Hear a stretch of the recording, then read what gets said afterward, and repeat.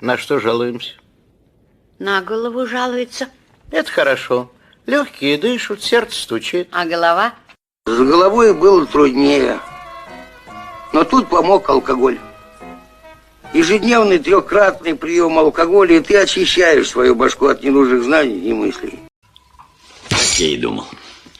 Именно это я и полагал. А кто не пьет? Назови. Нет, я жду.